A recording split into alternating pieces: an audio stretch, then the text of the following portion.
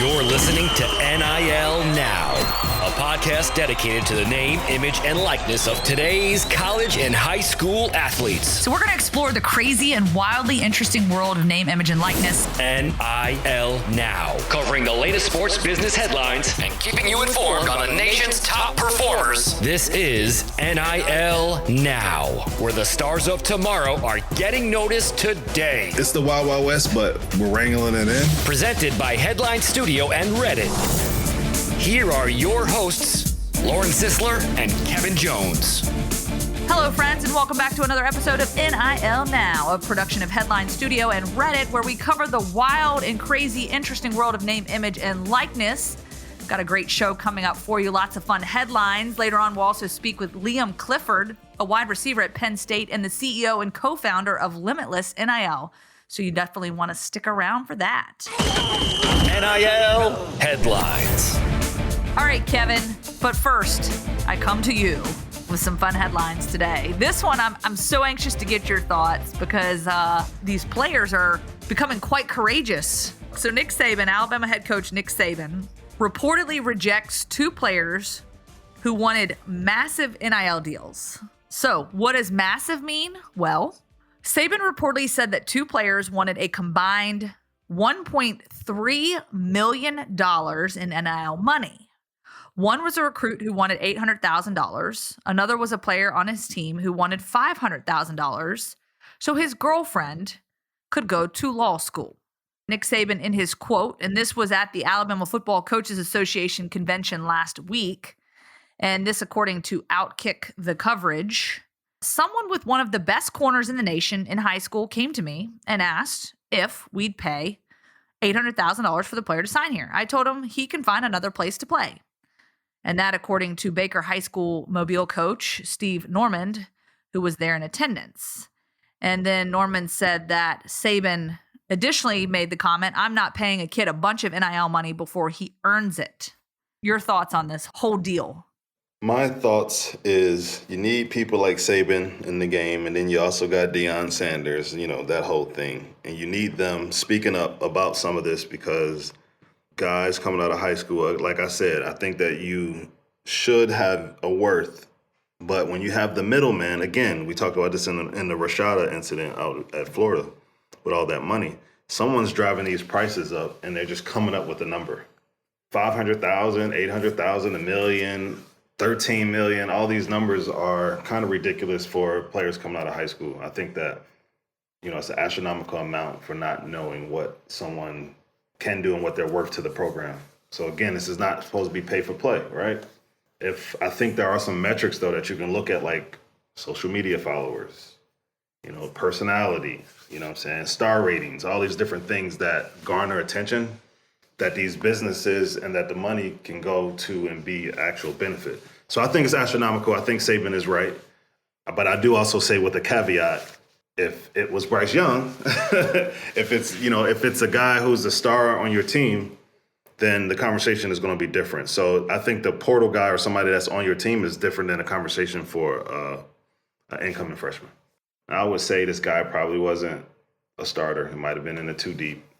And the coach just didn't see that type of value. Because I think, when coaches see the type of value and they know that, losing this player or this asset could, potentially hurt the team, I think they make things happen. So, like I said, I think there's two categories. I think you have more leverage when you've been on the team already and you've been a college player in a D1 and contributed to going to championships and all that, versus somebody who was coming out of high school, like your leverage to ask for things is way less. But you have these middlemen, like I said, out of there, these middle entities who try to drive the prices up so that they can say that they did that, and now they can, get other players and try to represent other players. So it's kind of like that agent game for the, I would say for professional, but this is college ball, and I don't think that the coaching staffs or these universities should put up with that type of business. The value needs to be seen first, because it's now you just like throwing a random number in the air and you don't have any basis for it. So that's something that needs to clean up. I will tell you, and just having talked about this on the show before, getting to work with him in multiple settings. And then more recently, you heard the drama, the fire back at Jimbo, buying players, all this other stuff. Hey, the donors need to ante up if they want to get some of these players, and we're going to start recruiting at that level with that kind of money. But then, just kind of hearing some of his frustrations with these kids wanting to enter on the scene, come play at Alabama, but oh, by the way, you're going to have to pay me first. And I think the one thing he's combated, and this was really before NIL even started kind of rearing its head, good, bad, or indifferent, was that, he has all these 5-star players that have never in their entire playing careers from Pop Warner on up have ever sat on the bench, right? And so he had talked about how it can be difficult in the recruiting process, and even once you get these players on campus, to convince them to stick around because, oh, by the way, they've never had to sit and be patient and say, okay, maybe I need, some work. Maybe I'm not the best player on the team, because all these guys come in here and think that they have the opportunity to play right away. And that's not always the case. I think Nick Saban's a realist. And I think that's something that's been displayed from him just in my time with even his players that decide if they want to go to the NFL draft or not. It's a business decision. And I think he is very calculated in everything he does. And while obviously having one of his top players there, sticking around and not going to the NFL draft would benefit him, I know there's extensive conversations that happen with the players, with the parents, with the decision makers, the agents to say, okay, this is the draft stock. Mathematically, this is where this player lands. Does it make sense for them to stick around? Is the risk reward there? And I think, again, Nick Saban's very calculated in that. So I definitely see that kind of transpiring and transcending in this world over here with NIL as well. Okay, so here's another cool and interesting thing, and we're going to dive into this Nick Saban thing a little bit more when we get Bobak on the line, because I know the Reddit folks had a lot to say about it and some interesting takes on that. So we'll dive back in, and I got a couple more questions for you, Kevin, on that. But in the meantime, a survey that was done, 1,000 college athletes showed only 8% of those that were surveyed witnessed rifts or other problems resulting from name, image, and likeness earnings. Are you buying it? Are you buying it? Are you buying it, KJ? What do you think? I think that number is probably lower than the real answer, but I don't think it's too low. I think it's like maybe 10%. Let's just say 10%, because this is an issue that happens on all levels, right? It happens in departments, in businesses. It happens in professional sports where people are looking, not keeping their eye on the job. They're looking to see what someone else is getting, and then that turns into something. So I think it being new at the college level, I think the issue, we'll probably see some more issues, more than we've seen this past year, because the numbers are going to be going up and people are going to wonder, where's my cut? So I think that's definitely, locker room management and roster management as it pertains to stuff like that is going to be an issue. And that's why at, Triumph and Virginia Tech, we talk about an equitable culture of compensation where everyone gets something. And so it's not feeling like, oh man, I'm here, the quarterback has something, I got a block for the quarterback, and whatever those different scenarios are. I think that you have to think about it in a broader sense when you're talking about taking care of everybody. Yeah, and we've definitely talked about that before, and I think a lot of it does come from kind of the CEO of the team, the coaching staff, the support staff. There's a lot of things being put in place, and I think as everybody's learning, I think kind of reeling it in and figuring out how to keep that chemistry there, how to build that, how to maintain that chemistry, and, to make it, like you said, equitable for everybody, and what does that look like? And, again, it's not always going to be even playing field across the board, but, in life, when is it ever even across the board? You obviously kind of have a different stock, different rating. That's going to play into your playing time, your notoriety, your time with the media. I mean, there's so many things that go into it. And now, obviously, NIL money being another one. It is worth noting real quick, the survey of the 1,000 students included 415 Division I football players. And 76% of those respondents said they do share NIL earnings information with their teammates. And additionally, 78% of those surveyed said teammates have asked them to share information about their NIL earnings. So what that tells me is that there is a level of transparency that is happening within the program, that, it's being talked about, it's being asked about. It's not something that's being swept under the rug. And so to me, I guess that adds another layer of sort of scope of things that could be happening in the locker room. And if the communication is open and it still isn't firing red flags and some SOS signals out there, then maybe it isn't creating such a disparity or issue or divide in the locker room that people were fearful that it would. Yeah, I think that, like I said, I think those numbers are going to grow. I think the frustration is going to grow if the staffs, the people who are managing these situations or managing the players specifically, are not, having those conversations about transparency. I don't think the players should overshare. I think that the details of their deals should stay somewhat private. I don't think it should be, out there like that, because I think there's natural tendencies for people to, like I said, look left and right and say, well, this guy's getting something, and they may feel like their worth is larger or equal to, and maybe the coaches, staff don't feel that way. So, or, maybe a collective don't feel that way, or businesses don't feel that way. So you have some athletes who are amazing on the field and have a terrible social media presence, right? And then you have some athletes that are average on the field and have a great social media presence. Well, that business wants to deal with the one who has the more followers that connects to their audience, right? So it's not always apples to apples. It's not pay for play. So there's a lot of variables that go into it, is what I'm saying. So people are going to feel certain ways about that. I say, keep your business to yourself. That's what I say. Hey, that's good. I love that. All right. Speaking of business, I don't know if you're in the Sauce game, Kevin. I love Sauce. My last name is Sisler. Nickname is Sauceler because when I go sit down at a restaurant, I've always got like the ranch, the honey mustard, the ketchup. Give me the comeback sauce. I want it all. Like, I want every bit of it. Let me try it all. And I have no qualms about asking for it. And I always get the eye roll from my husband and those sitting at the table. Like, could you ask for anything else? Can you make this lady or this poor lady or this young man's life any harder by your request? But anywho, I love this because this story speaks to the Sauceler inside of me. Buffalo Wild Wings and Sauce Gardner sign the All-Sauce team. So Jets cornerback Sauce Gardner, so fitting, teamed up with Buffalo Wild Wings, signed 8 NCAA football players to the All-Sauce team. The brand said these players have the sauciest names in college football. So these names are quite funny. I don't know if you have the list in front of you because I'd love to hear you read them out in your best broadcast voice right now. If you were going to go out on the field, Kevin, I want to hear your broadcast voice for some of these saucy players.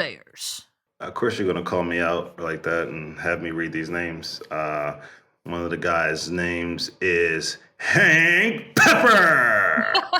Okay, that's it. That was good. Albert Lemon. Yes. Hot Rod Fitting. Yeah. Anyway, I want you to do the last one, the Florida wide receiver. You got that name? Ty Chiacao Bowen. I think it's Bowman. Is that the one you're trying to? Was close. Oh, Bowman. Yeah. No. See, I like how you did it. I'm gonna get you back. Trust me, I'm gonna get you back. You can hit me back. I would have to say Dodge Saucer is pretty cool. I love that one. Major Burns is a good one. I mean, if you're a spicy eater, Major Burns. That's a LSU defensive back. Like, if you're a spicy eater, you always get that heartburn, that indigestion when you take down a really hot buffalo wing from Buffalo Wild Wings. So I like it. You didn't say Arizona receiver, his name. I want to hear your and I want to hear that one for you. And Bibby Booby Curry.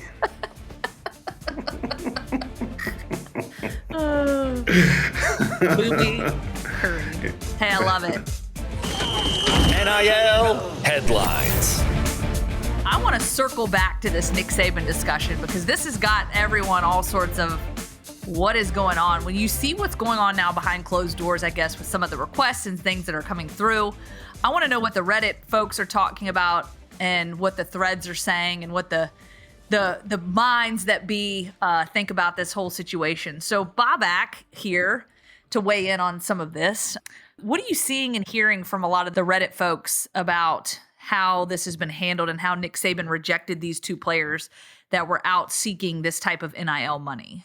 This has been an amusing story for a lot of reasons, as you guys have already discussed. But I think one of the comments that struck me, this interaction, because, every time we hear these NIL stories, there's this kind of push and pull of, oh, this is going to ruin the sport. And a lot of people are like, how you guys knew this was going on, at least at some level, before NIL became something that could be done above board. I want to, Georgia fan, ubiquitous Badger 6, he had this great interaction where he's like, yeah, that pesky NIL is letting alumni and fans get their money involved in recruiting, which never happened before NIL existed. Although I enjoyed the fact that one of the fans, a Kentucky fan, Glimpse 12, but there's a certain diplomacy to this stuff. You don't just trot up to the big man and demand a fat check, which is, I think the idea of there being some diplomacy in the NIL zone kind of appeals. Although, to be fair, I can imagine at some points there were players very much making direct requests, if not directly requesting a Trans Am in the Pony Express days, at least indicating that would be something they would enjoy. But certainly the diplomacy of approaching Nick Saban directly and allegedly making such a demand certainly caught everyone's attention. Some of the readers of RCFB on Reddit were trying to figure out, what else can she offer? Can she score touchdowns? What's her 40 time? My favorite comparison was Ferrick51 said, why, yes, I mean, pretending to be the player, why, yes, I'm dating Kathy Ireland, which for those of us of a certain vintage or movie fans, that's a necessary reference to the fact that she was the kicker on that team. So the Texas State Armadillos, before we actually had a Texas State football team, when I believe it was like Southwest Texas State decided to rename and rebrand as Texas State University. Yeah, I like how LG Walkway here says, imagine thinking that Saban needs you this much. And that's, yes. That's kind of, I want to float this over to KJ. I mean, could you imagine back in your day coming out of high school, being recruited, rolling up into Virginia Tech and telling the coach, like, obviously Frank Beamer at the time, Frankie Beams, being like, now, of course, we're talking about two totally different personalities, different guys, but could you imagine rolling up there with the gumption to be like, hey, coach, I need this. I need you to deliver on this. I don't know. Would you ever have the courage to do that? I need 530. Yes, I do. Me and my personality, I could see myself doing that. No, I'm kidding. But today's kid though, coming out of high school, or in college and in that transfer portal, it's a different breed, right? I think the atmosphere and the time that we live in, I think the student athletes and the kids are a little bit bolder than we were back then. I could see them. It depends on the climate, right? So now that the climate is the way that it is, these players are going to continue to do this. And I do think, even though I support NIL, right? I'll talk about that. But I do think that the coaches should give pushback sometime. Like, you can't just say yes to everything because it sets the culture up for failure. I'm not hating on Saban for that one. One of the things that amused me the most about all of this is just there was a whole side conversation on Reddit for those of us who are lawyers like myself, and I teach law. The idea of the gall of asking for your girlfriend to get into a law school, which, all in all isn't that crazy. Certainly in graduate programs, I've run into people who went to one law school and maybe brought a spouse. Whoa. Bobak, we're talking girlfriend. Yeah, he's committed. We're talking about committed girlfriend. I had to stop you right there.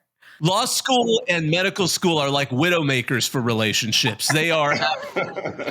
Everyone knew the people that went into law school with them and were single by the end. I even know a married couple that were no longer married by the end of law school. It is like throwing yourself into a ringer. And let alone, and Alabama isn't a bad law school. I'll give them credit. They do a good job feeding the Atlanta market. But at the same time, it's like, yeah, that's a tall order. She can't get it on her own.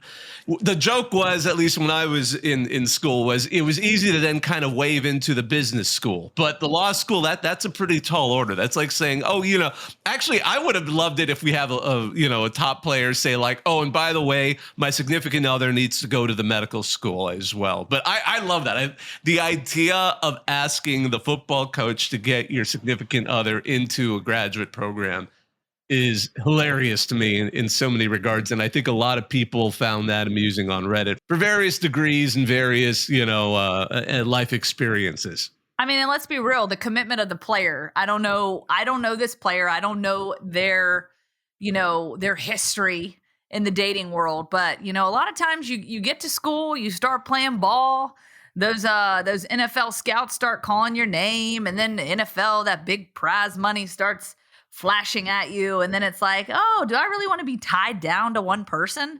I mean, at the end of the day, am I right? Am I right? Okay. Well, apparently he does, though. That's the cool side of this, like, weird ask, right? This had to mess it up, though. I mean, come on. Like, oh, Nick Saban just reneged on my offer because I asked to try and get you into law school. Thanks, honey.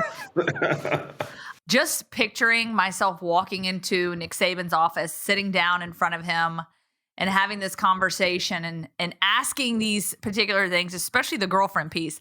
I'm literally getting all clammed up just thinking about it right now. Ugh. I've worked with Nick Saban now for over a decade in terms of just from a reporter standpoint and been around him. And, he's made it very clear that these guys got to earn their stripes. And, I know you mentioned that as people are saying on Reddit, this is not something that hadn't been going on a long time, but man, the nerve to walk up and be able to ask Nick Saban that. I think you have to reel it back in then too, because you think about, okay, I put this guy on my roster.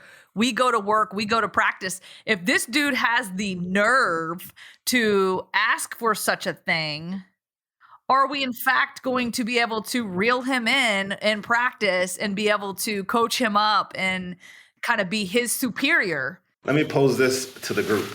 So let's say there's an aspect that changed, and this is a guy that's on the team that's already successful. What do you say then if you're Nick Saban? You at least have a stronger negotiating position then. Yeah. I think that's what I was thinking about. Yeah. Like, so you're basically saying year one, year two, X player has proved himself, and then he comes to you and says, I want these things, or I'm transferring, I'm out. Yeah. What do you, does it change the narrative for you? If it were Bryce Young. Yeah. If it's Bryce Young, you definitely. How many kids you need in the law school? So that tells you, though, like, think about it. It depends on who you are and what you're doing. It's not like, it doesn't sound as crazy coming from somebody already proven that's on the team, but I will agree. So I'm going to recant what I said. You coming out of high school, you got to prove yourself. These asks are ridiculous. One incident I kind of thought of, and it's happened at a few programs. I remember back in like 2008, USC somehow got DeMar DeRozan to be on the team, and everyone knew he was going to be a hit. But the deal was they had to bring Lil Romeo, Percy Miller, with him. Yeah, that's true. That's true. Yeah, so I'm like, what? It's not unheard of, but at least Percy Miller could at least allegedly play. At least he was like a 2-star or something at Beverly Hills High School. And I'm not even joking about that. But, so that's happened before. But, he wasn't asking to get Percy into the law school. Oh,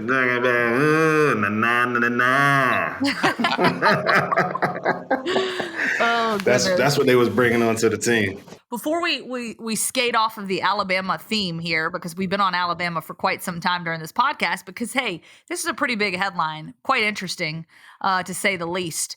All right, so how about this contract? Learfield, 15-year contract, is getting an extension. Jeez. They're going to construct an NIL hub inside Bryant-Denny Stadium. Explain this, Bobak, and tell me what in the world the folks on the thread are saying, because I've seen some pretty funny comments. The whole situation, it's like we're going to create some kind of center for collaboration. And my favorite comment is a top comment by Michigan Man 1225.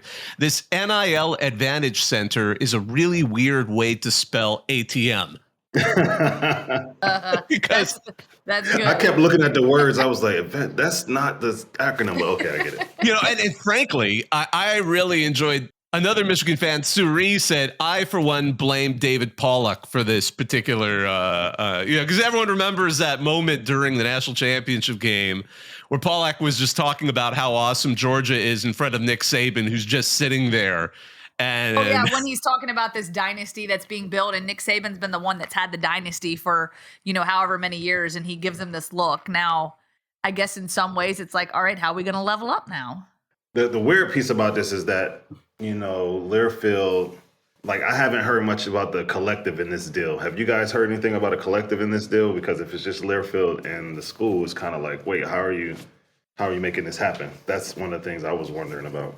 So alignment with Learfield, I know they have a long-standing relationship there, but now we're talking about NIL happening within the school in a way. Like, well, I guess so. Kind of how they're pitching it, and this is sort of the press release I'm reading on rolltide.com.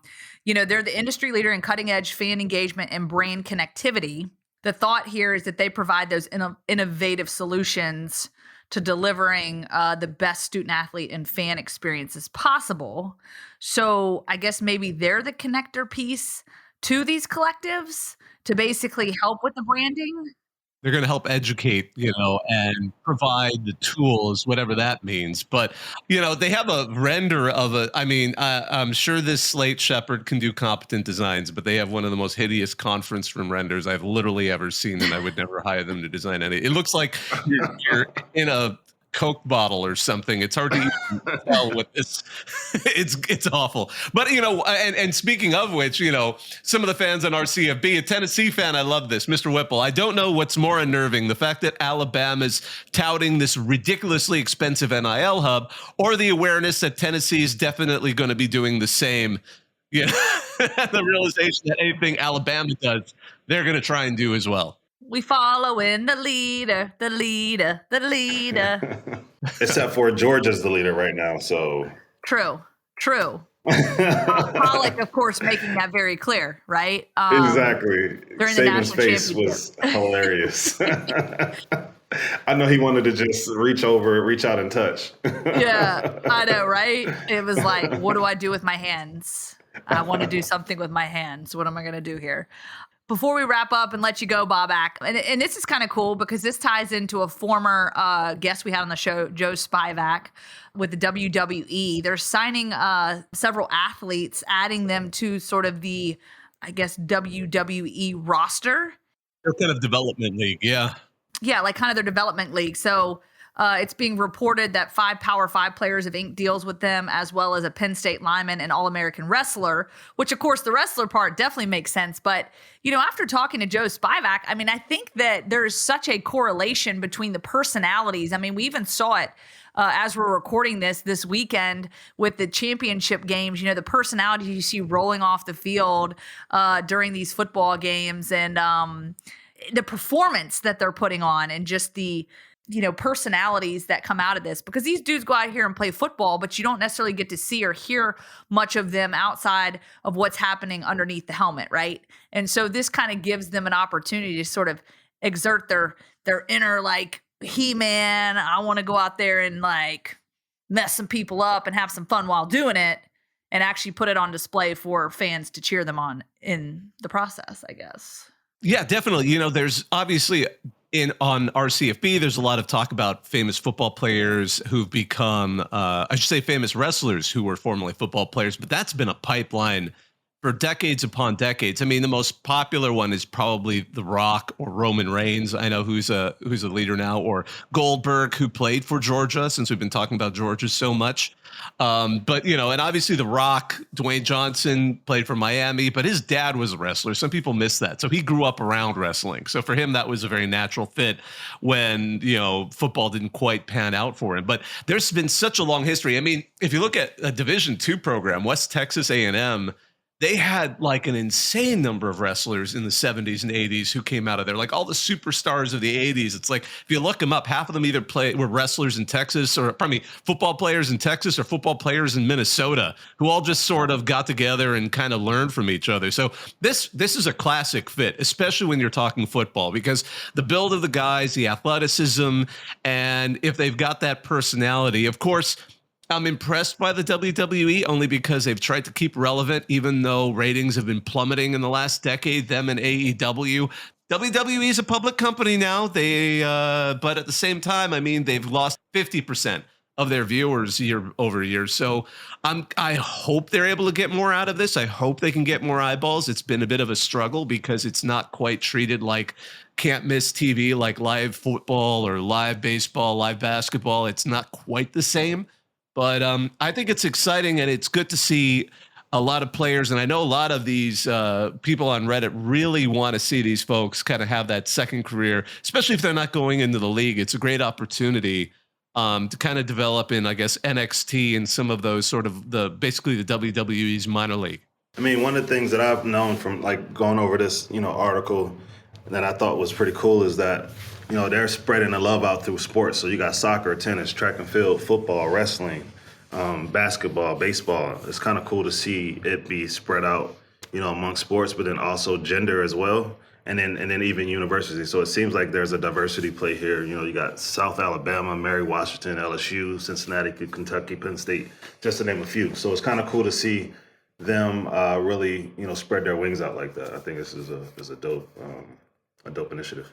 It would be fun if this NIL encouraged some of these players to get the attention of the WWE by, I don't know, cutting, interviews or spots to kind of play up, the attitude era of college football. I know that was one of the suggestions from RCFB. I thought was real amusing there. I think that was Chris NCSU, North Carolina State fan, thought this should be the attitude era of CFB. Love it. Yeah, I think the attitude definitely plays into this. Bobak, we got attitude on the show, don't we? Of course, bringing the attitude. What's up? Sis, you would be really good. You would be good at it. You would be really good at WWE. I mean, maybe I could ink a deal. Is it too late? I mean, I got some of the gymnastics moves still in me too. I mean, I got some acrobatics along with obviously the ability to be vocal, call people out when they need to be called out. It's what it is, right? Oh yeah. Yeah. You're listening to NIL Now.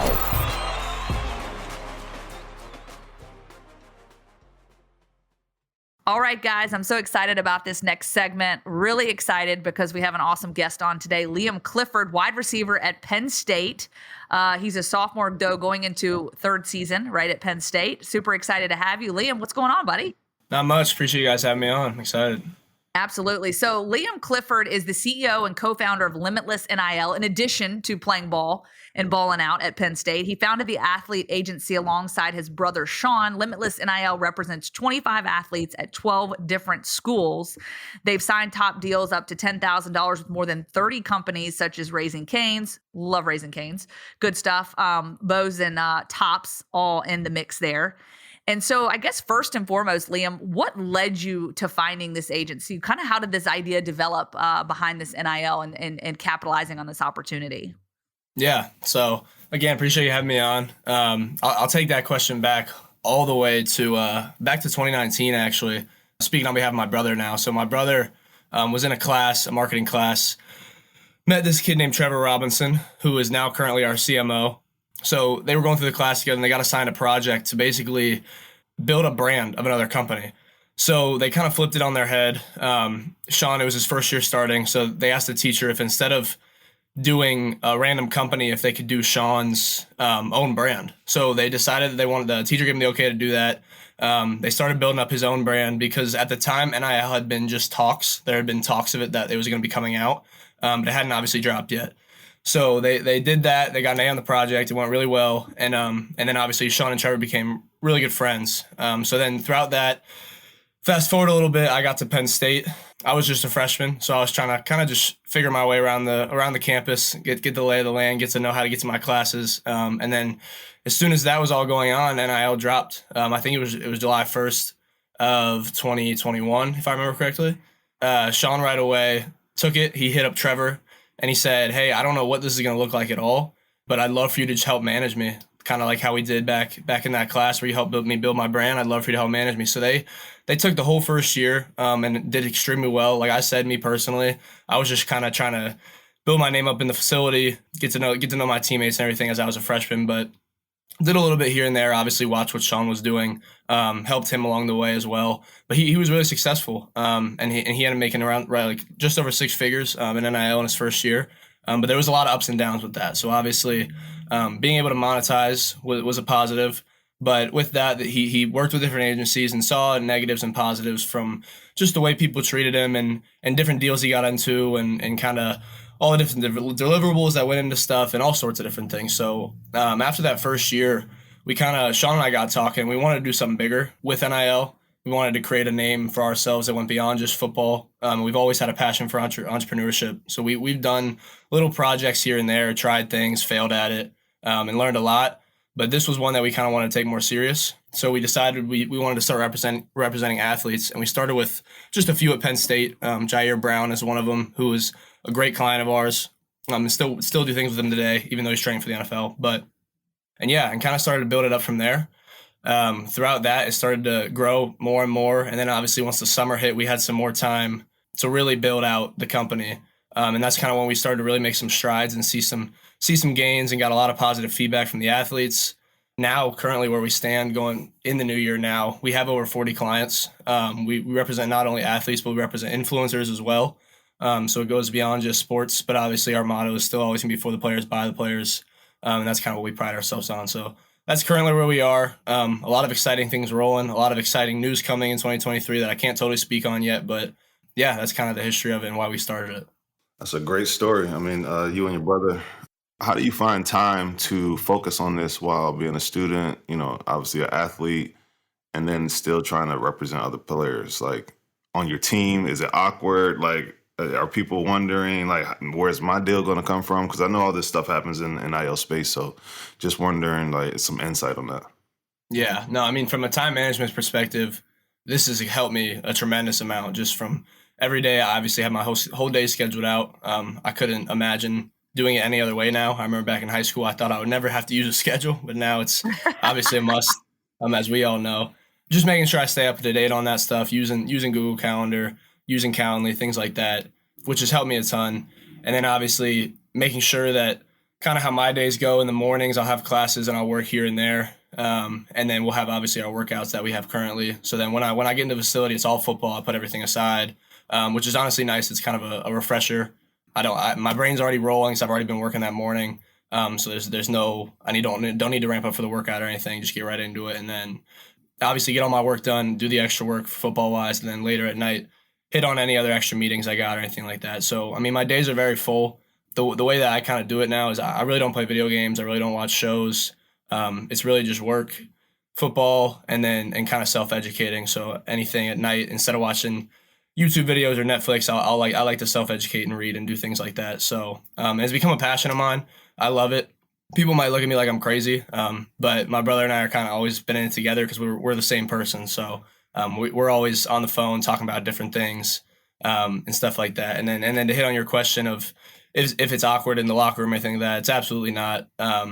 We represent a lot of guys on the team, some of which we don't, some of which other people went to other agencies, and that's totally fine. There's obviously no hard feelings. We just want to help as much as we can, bring value to the athletes, not only just money, but financial advice and stuff we've learned along the way. So it's been cool to kind of get closer with guys on the team and grow in connections really through just sharing ideas and working together in different ways other than football, which has been really fun. That's really cool. I couldn't imagine, first of all, NIL wasn't around when I was playing, but I couldn't imagine at that time when I was, 18, 19 years old, trying to figure out, how to be the best on the field, be good in the classroom, but then also like figure out NIL. But I bet I would have figured it out. You got to figure it out, right? So what's your goals moving forward? Like with entrepreneurship, is this to turn your business into a very successful company and continue to represent athletes in the future, or just what's your goals moving forward with Limitless? Yeah, with Limitless, obviously. So like I said, we actually have a lot of exciting news coming out really in the next month, this February. A lot of stuff will be rolling out. A lot of it I can't speak on yet. So that'll probably answer some questions there. But just goals-wise, just continuing to grow it, continuing to help the athletes, continue to stick into our motto, for the player, by the player. And then just continuing to build, for me personally, my own personal brand. Like I said, I've fallen in love with entrepreneurship. It's right up there with my passion for football now. Just continuing to grow as a person, continuing to learn more, and then just continuing to help athletes throughout the whole process, because that's really what I've fallen in love with doing. Seeing smiles on people's faces when we bring them deals and create cool content for them, whatever it may be, always puts a smile on my face as well. So, yeah. That's awesome. And speaking of smiles, I got to see KJ doing his thing. I was back at Virginia Tech getting to watch him do some work and work on with these players and whatnot. And it is really cool just to see the opportunity to give back. And what has been your favorite deal so far that you've signed or helped other players sign? What's been like a fun one that kind of sticks out in your mind? Yeah, I'll say two. The one that I probably thought was one of the coolest that we did that turned out really well from a content perspective was the Raising Cane's one we did. It was centered around State College, and we had a bunch of different athletes from different sports, different genders, kind of come together and do a cool little, like, they just had opened Raising Cane's downtown State College. So we did it like where they called each other and they were like, did you hear it? Raising Cane's just opened. They all rushed to the store. And then we all got all the content of them eating and everything and all the reactions. So it was pretty cool. I had a Raising Cane's back home in Cincinnati, so I'd had it before, but I know some of them had never eaten it. So I was kind of excited to see their reaction as well, which was super fun. But that, and then to be honest, my favorite stuff to do is really the in-person stuff. So like the events. We just had an event, so I don't know how much you guys know about Thon, but it's a huge fundraiser here for pediatric cancer. It goes on every single year, and they raise millions and millions of dollars. But we just did a dodgeball tournament just a couple weeks ago at a local sports complex, C3, and a bunch of students came, had a big dodgeball tournament, raised some money for Thon, and being able to donate that portion of that money to Thon meant a lot for us and for Limitless, just to see how we started something kind of out of nowhere, me and my brother and the rest of our crew, kind of just on a whim, and now being able to donate to good causes like that is super neat to see and super cool. That's awesome. Hey, all right. So now let's get a little bit into the nitty gritty. Oh, look what you did Another there. dad joke. Walk us through how you guys fill your pipeline with businesses or offers. Like, what does that look like? And then the other thing is this totally separate, like just the business aspect, or are you also getting sponsorships from donors? Yeah, no. So the kind of the pipeline, obviously Penn State has an unbelievable alumni base that's all over the world. It's international. So getting in touch with a lot of them, being able to reach out to people that now own businesses that would be interested in doing influencer marketing, obviously, especially with Penn State athletes, but then not only that, expanding to other schools. We represent people from all over the country now. And really just kind of, like I said, continuing to grind and grow at it. Even from the beginning, just going around State College, popping into local shops and kind of explaining our story and telling people how we started an agency and then growing relationship with those companies. That was stuff we did early on, and that's even stuff that sometimes we do now. For the more national brands, just sometimes even just going on to LinkedIn and firing off some messages or DMing people and seeing if they're interested in getting on calls and just growing relationships. And we've seen relationships grow with many different brands. And brands that we've talked to from the beginning that we still talk to now. So kind of just grinding away at it, just like everything else. And then obviously playing football and having that platform that Penn State gives us obviously helped with both me and myself and my brother. But like I said, the alumni is awesome here. The collectives do a good job, and we work with them on things. And then overall, that's just kind of how we did it, was just grinding away at it, taking it day by day. So it is a mix of businesses and like the alumni, the donors of the university. Yeah, I was just wondering because our listeners are wondering how a lot of people want to know. Okay, so when you have a collective, who's like are the people working there getting paid? Where's the money going to? If there is like sponsorship or donorship money going into the collective, so that's one of those questions, like kind of behind the scenes, that I know a lot of people want to know. Yeah, I mean, I can't speak too much on the collectives as we're completely separate from the collectives. We'll work with the collectives. Obviously, we own a studio downtown State College as well. We bought that a few months ago now. So say that the collective has a deal that they kind of want to have us contribute to, just from a content creation standpoint, we can bring the athletes in, for State College specifically, bring the athletes into our studio and facilitate filming and photos, whatever it may be. So working with them on that type of stuff, but the back end things, I don't know too much specifics, as we're different than the collectives. Okay, so you guys are just strictly a agency. Yeah, we like to think of ourselves now as just like an all-encompassing creative agency, because not only do we represent athletes, we represent influencers as well.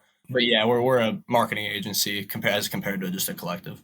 That's really good stuff, Liam. Just kind of wrapping things up, really good answers, really good questions, and just some insight into sort of what you guys are doing.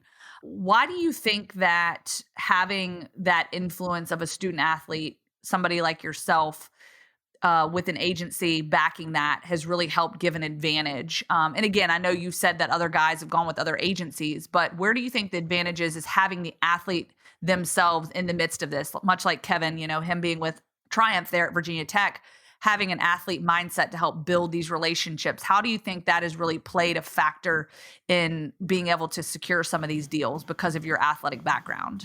Yeah, no. My brother and I always like to say that really there's no NIL experts because it's so new. But if there was, we'd be the closest thing to it, just because we're the closest with the people in the locker room, obviously, because we're in the locker room every single day. We work with the coaches every single day, so we get to know them, obviously. We work with the schools, we work with faculty and staff. And then now we work with the brands. So we get to see it all. Again, we've learned a ton throughout the whole process. There's been ups and there's been downs, but we feel extremely knowledgeable on NIL now. We feel like we could help anybody. And like we said, we always just stick to that motto, is for the player, by the player. So awesome. Good stuff, Liam. Well, we appreciate it. And of course, best to you, best of luck to you, to your brother, to your your just entire enterprise. I think this is really exciting just to see it grow. And, maybe down the road, once some of these other projects and announcements come out, we can have you back on to give some updates for us, and we'll be on the lookout. So again, thanks for your time today. Again, you can catch Liam on social media, on Twitter. That's Limitless NIL. And then of course, his personal Twitter is Liam Cliff 7. That's LIAMCLIFF 7. So we'll of course follow you there, get all the updates on how everything's going. So best of luck to you. And of course you can follow us on NIL Now Show on Instagram and Twitter, and our Reddit folks on the Reddit channel. Tell a friend, let us know what you think about the show, and give us your comments, give us your feedback, all good insights. If you ever have questions for our guests, we'd love to hear it.